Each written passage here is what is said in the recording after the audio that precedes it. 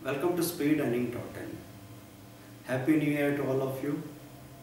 2015 गुजर गया और 2016 के शानदार स्वागत की तैयारियां हैं। ये आने वाला साल आपके लिए बेहतरीन प्रॉफिट्स लेके आएगा, क्योंकि जिस तरीके से आप सीख रहे हैं, मेहनत कर रहे हैं, असफलता का, फेलियर का तो कोई चांस ही नहीं है। तो हम लोग बात करते हैं फ्रिक्वेंटली आस्क्ड क्वेश्चन से। इस साल से हम लोग एक नई शुरुआत कर रहे हैं कि जो भी वीडियोस आपने देखे उसके FAQs आप हमको भेजेंगे, वीडियो पे बेस्ड हो या फिर आपकी डे टू डे वर्किंग पे जो भी क्वेश्चन आपके दिमाग में बन रहा है उसको आप एक कागज़ पे नोट कर लीजिए। बाद में मेल में फ्रेश कंपोज करके हमको भेजें। रिप्लाई में मत भेजिएगा, फ्रेश कंपोज में भेजेंगे तो इग्नोर नहीं हो पाएगा। आप सबके क्वेश्चंस पे हम लोग यहाँ पे उसको आंसर करेंगे, रिप्लाई करेंगे। तो एक व्यक्ति के दिमाग में सारे सवाल नहीं आते, लेकिन सभी व्यक्तियों के दिमाग में अलग अलग एंगल से सारे सवाल आते हैं। तो इससे आपको उस टॉपिक की पूरी अंडरस्टैंडिंग हो जाने वाली है। तो आज हम बात करते हैं इंट्राडे के फ्रिक्वेंटली आस्क्ड क्वेश्चंस से शुरुआत करके। पहला क्वेश्चन कई लोगों ने ये पूछा है, what instrument should we choose for intraday. हमको कौन सा इंस्ट्रूमेंट चूज़ करना चाहिए इंट्राडे ट्रेडिंग के लिए। हम कैश में काम करें या फ्यूचर में काम करें या ऑप्शन में काम करें। तो कई बार लोग किसी तरह की परेशानी से, किसी तरह के पजल से बचने के लिए, किसी तरह के बॉदरेशन से बचने के लिए किसी एक चीज़ को चुन लेते हैं। तो वो फ्यूचर में ही काम करने लग जाते हैं, या फिर कैश में ही काम कर रहे हैं, फ्यूचर से डर रहे हैं, या फिर सिर्फ ऑप्शन में काम करते हैं और फ्यूचर और कैश का नाम भी नहीं लेना चाहते। जबकि ये ज़्यादा सूटेबल चीज़ नहीं है। अलग अलग समय में अलग अलग चीज़ें आपको काम की हो सकती है। समझ तो आपको अल्टीमेटली बढ़ानी ही पड़ेगी। तो अगर आपके पास कैपिटल कम है, 15-20 हज़ार का ही कैपिटल हो, तो मैं आपको सजेस्ट करूंगा कि आप कैश में काम करो और कैश के साथ में निफ्टी के ऑप्शन पे जा सकते हैं, इंडेक्स के ऑप्शन पे। अगर आपकी कैपिटल 40 से 50 हज़ार है तो आप स्टॉक ऑप्शन भी कर सकते हैं, इंडेक्स ऑप्शन तो कर ही सकते हैं और कैश में जा सकते हैं। अगर आपकी कैपिटल 1 लाख के आसपास है या उससे ज़्यादा है तो आप फ्यूचर को हेजिंग के साथ देख सकते हैं। एक फ्यूचर खरीद लिया, साथ में ऑप्शन से उसकी हेजिंग कर ली, ये आपके लिए ठीक रहेगा। और अलग अलग दिनों में, जैसे 20 से 30 तारीख तक मैं आपको कहूँगा कि ऑप्शन की ट्रेडिंग पे ज़्यादा ध्यान देने के बजाय अगर आप फ्यूचर और कैश के लिए ओपन हैं तो आप ज़्यादा परेशान नहीं होंगे। नहीं तो आपके कॉल पुट के गलने की, प्रीमियम डीके होने की नौबत आएगी और आप परेशान हो जाएंगे। तो इंस्ट्रूमेंट को चूज़ करते वक्त आपके पास उसका एक रीज़न होना चाहिए, एक लॉजिकल टेक्निकल रीज़न, और उसके साथ फिर आप अपने इंस्ट्रूमेंट को चूज़ करें। अब तेजी का दौर आने वाला है। सपोज़ निफ्टी या सेंसेक्स नए नए हाई बना रहे हैं। सपोज़ 8000 क्रॉस किया, 8500 गया, 9000 गया, 9500 गया, 10000 गया। ऐसे में अगर आपने कैश में स्मॉल एंड मिड कैप का इस्तेमाल नहीं किया तो आप बहुत बड़ा मौका गंवा देंगे। जब आप फ्यूचर का रिस्क ले सकते हैं, स्टॉक ऑप्शन का रिस्क ले सकते हैं, तो 100-200 स्मॉल एंड मिड कैप के शेयर जो 15-20 हज़ार या 30 हज़ार रुपये में खरीदने होते हैं, उसमें आपको क्या फ़र्क पड़ता है, एक बार करके देखें। तो जिस तरीके से हम लोग आपको समझाते हैं वहाँ पे गैप अप ओपनिंग्स होंगी। तो कोई स्टॉक आज जहाँ बंद हुआ वहाँ से 8% सीधा ऊपर खुलेगा। कभी कभी तो आपके हाथ में ऐसी चीज़ लग जाएगी जो बैक टू बैक सर्किट दिखाने वाली है। तो एक बार सर्किट लगना शुरू हुआ, अपर सर्किट, तो हो सकता है 10 या 15 दिनों तक वो सर्किट लगता रहे और 300 रुपये का शेयर 15 दिन के अंदर 800 या 900 रुपये हो जाएगा। आपका पैसा कैश में 15 दिन के अंदर मोर देन डबल हो सकता है। तो ऐसे मौके से किसी को परहेज रखने का कोई कारण नहीं है।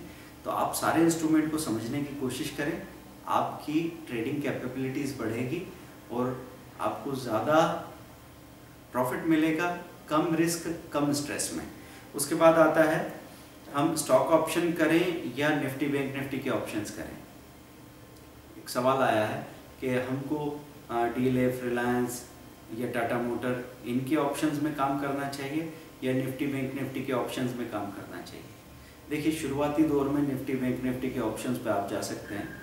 तो 15 तारीख के पहले निफ्टी और बैंक निफ्टी के ऑप्शंस को आप कर लीजिए। अगर आपके पास कैपिटल कम है तो भी आप इसको कर पाएंगे।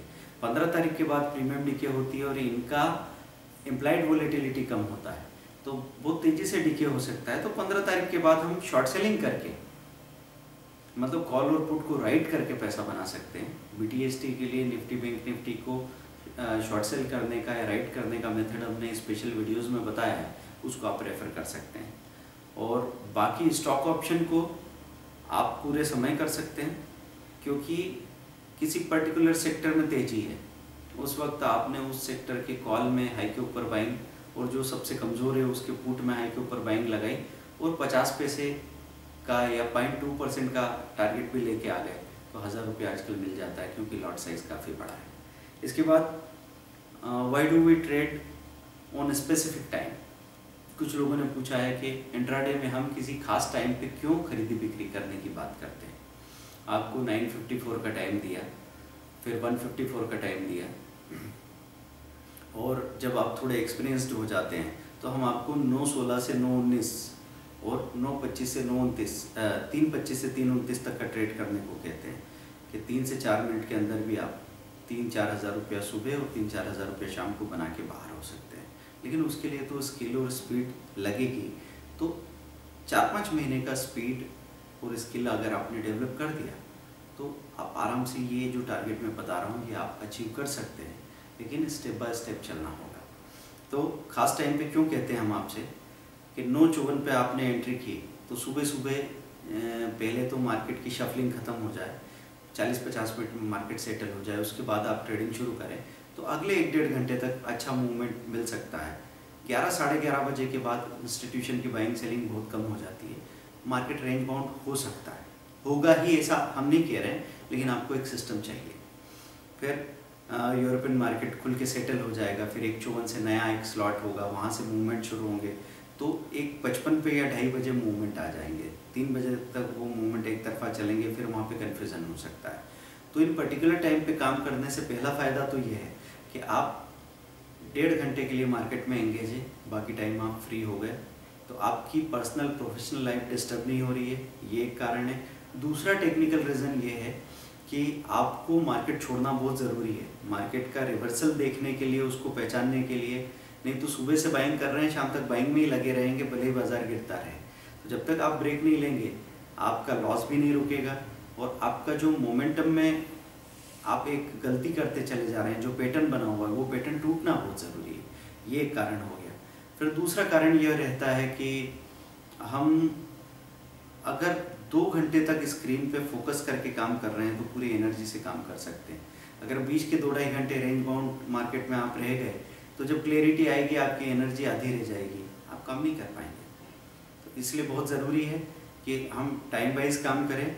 और आप मुझे ये जवाब दीजिए कि अगर 2 घंटे काम करके आपको 1000 रुपये मिलता है और 6 घंटे काम करके 1200 मिल सकता है, या फिर हो सकता है नुकसान भी हो जाए, तो आप क्या करना चाहेंगे?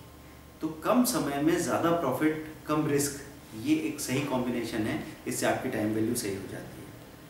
चौथा सवाल यह है कि स्टॉप लॉस में ट्रिगर प्राइस क्यों होता है, और रेगुलर लॉट RL जो आपका ऑर्डर होता है उसमें क्यों नहीं होता है ट्रिगर प्राइस। जब भी आप नॉर्मली बाइंग सेलिंग करते हैं तो बाय डिफ़ॉल्ट RL आता है, और उसमें एक प्राइस आप डालते हैं, क्वांटिटी डालते हैं और बाइंग हो जाती है। लेकिन जब आप स्टॉप लॉस लगाते हैं, आपको जैसे 340 पे कोई शेयर खरीदना है, तो आप या तो 340 का प्राइस डाला, वो प्राइस चल रहा है तो बाइंग हो जाएगी, या फिर मार्केट प्राइस डाला, मतलब प्राइस को मिटा दीजिए या मार्केट डाल दीजिए, तो जो प्राइस चल रहा होगा उस पर आ जाएगा। लेकिन जब मुझे स्टॉप लॉस लगाना है उसमें 335 पे, तो मुझे उसमें 2 प्राइस डालनी होगी। ऑर्डर टाइप में चुनना होगा SL, और ट्रिगर प्राइस डालनी होगी 335.5 पे, और 335 का सेलिंग ऑर्डर डालना होगा। तो ये ट्रिगर प्राइस मुझे क्यों डालनी पड़ती है? इसलिए डालनी पड़ती है कि 340 में जो शेयर बिक रहा है वो 335 पे तो ऐसे बिक जाएगा। तो आपको एक कंडीशन डालनी पड़ेगी कि ये ऑर्डर तब पढ़ा जाए सिस्टम के द्वारा जब ये 336 या 335.5 का ट्रिगर प्राइस क्रॉस करे। अदरवाइज हमने तो इसलिए खरीदा है कि ऊपर बढ़ेगा, हम इसको फायदे में बेचेंगे। इसको नीचे बेचने का कारण क्या है? बाजार एकदम पलट गया, वहाँ पे रिस्क खड़ा हो गया, इसलिए हम उसको जल्दी से बेच के बाहर आना चाहते हैं। तो ये एक कारण है ट्रिगर प्राइस डालने का स्टॉप लॉस में। या फिर मैं आपको एक एग्जांपल देता हूँ कि अपनी आम जिंदगी से, आप जब बैंक में जाते हैं तो विड्रॉल पे बहुत सारे कंट्रोल है, डिपॉजिट पे तो कोई कंट्रोल नहीं है। क्यों नहीं है कंट्रोल? क्योंकि डिपॉजिट कौन दूसरे के खाते में करके जाएगा। विड्रॉल का रिस्क है कि कोई दूसरे का पैसा निकाल के जा सकता है। तो ऐसे ही नीचे के 340 से 335 में बिक जाने का कारण है, लेकिन 340 की चीज 348 में ट्रिगर लगाने की जरूरत नहीं है, क्योंकि 48 में थोड़ी बिकने वाली है। 48 तो ऊपर का प्राइस है और बिक जाए तो किसको प्रॉब्लम है, बिक जाए हमको तो फायदा ही होगा। तो आरएल में आपको एक ही प्राइस डालना होता है, एसएल में आपको ट्रिगर प्राइस और सेलिंग प्राइस दोनों डालने होते हैं। ऐसे ही जब सेलिंग का केस है, आपने शॉर्ट सेलिंग कर रखी है, तो स्टॉप लॉस कैसे लगाएंगे, F1 से। तो 340 पे आपने शॉर्ट सेल कर रखा है कि गिरावट आएगी, 330 320 आएगा तो फायदा होगा। तो नुकसान कब होगा, 40 से 45 जाएगा, 50 जाएगा, 55 जाएगा, वहाँ नुकसान होगा। तो आप उसमें स्टॉप लॉस कैसे डालेंगे, F1 से बाइंग ऑर्डर, उसमें एसएल टाइप चुना, और 345 का आपका बाइंग प्राइस है तो 344 का आपका ट्रिगर प्राइस रहेगा।